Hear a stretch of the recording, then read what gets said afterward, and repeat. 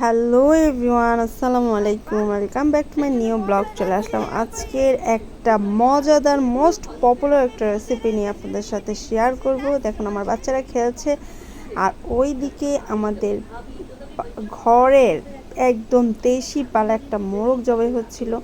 আমার আমার হাজবেন্ড এবং আমার দেবর মিলে মুরগিটা সকাল সকাল জবাই করে দিয়েছে।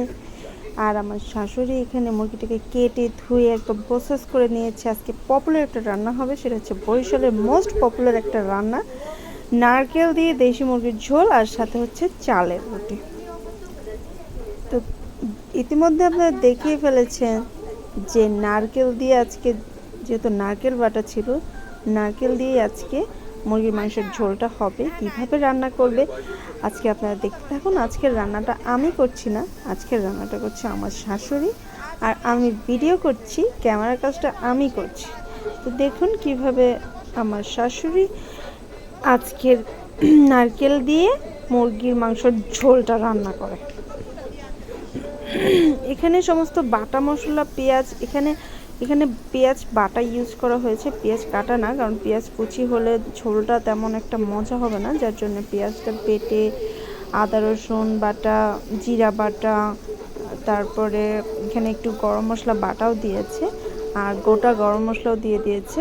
এখানে শুকনো মরিচ গুঁড়ো, হলুদ গুঁড়ো, ধনিয়া গুঁড়ো আর সামান্য পরিমাণ জিরা গুঁড়ো, লবণ গুঁড়ো, আর এই যে নারকেল বাটাটা মোস্ট ইম্পর্ট্যান্ট একটা রান্নার উপকরণ, সেটা হচ্ছে নারকেল বাটা। নারকেল বাটাটাই এই রান্নাটার স্বাদটা দ্বিগুণ, মানে দ্বিগুণ না, আমি বলবো চর্গুণ করে দিয়েছে। একটা সময় এই রান্নাটা আমি পছন্দ করতাম না, কি ঝোল দিয়ে রুটি খাওয়া, কিন্তু এখন অনেক মজা লাগে খেতে। ঝোলটা দিয়ে চালের রুটি খেতে বেশ মজা লাগে। দেখুন মাংসটা, মুরগির মাংসটা কি সুন্দর কষিয়ে নিচ্ছে। আসলে ঘরের মুরগি বলে কথা, দেখতেও যেমন ভালো লাগে, খেতে তো দারুণ হয়। যারা যারা বাসায় মুরগি পালেন, হাঁস পালেন, তারা তো জানেনই। দেখুন এখানে মুরগিটা অনেকটা কষিয়ে নিয়েছে, আমার শাশুড়ি অনেক মুরগি কষিয়ে, মানে যে কোনো রান্নাতে অনেক সময় নিয়ে কষায়। আমি আবার এত সময় নিয়ে কষাতে পারি না, কারণ আমার আবার রান্না একটু তাড়াহুড়া থাকে, সব কাজে আমার তাড়াহুড়ো থাকে, বিশেষ করে রান্নাটা ছটপট করতে পারি। এতে পরিমাণ মতো ঝোল দিয়ে দিল। দেখা গেল যে এই পাতিলটাতে ঝোলের পরিমাণটা কম হয়ে গেল, পাতিলটা চেঞ্জ করা লাগবে।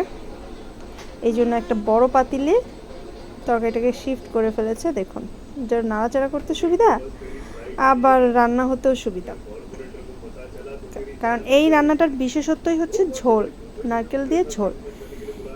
এদিকে চুলায় তরকারিটা হচ্ছিল, এইদিকে আমার শাশুড়ি আবার রুটির জন্য, মানে চালের রুটি বানানোর জন্য একটা সুন্দরভাবে সহজভাবে ডো বানিয়ে নিচ্ছে, যাতে করে ওই প্রত্যেকবার হাতে লেগে না যায়। এই জন্য সুন্দর করে সুতো দিয়ে কেটে তারপরে রুটিগুলো বানিয়ে নিয়েছে। যদিও আমি রুটি সুন্দর করে বানাতে পারি না, আবার আমার অনেক বিরক্ত লাগে, খেতে তো খুব মজা লাগে, কিন্তু মানে বানাতে খুবই অসহ্য লাগে চালের রুটি, এত সময়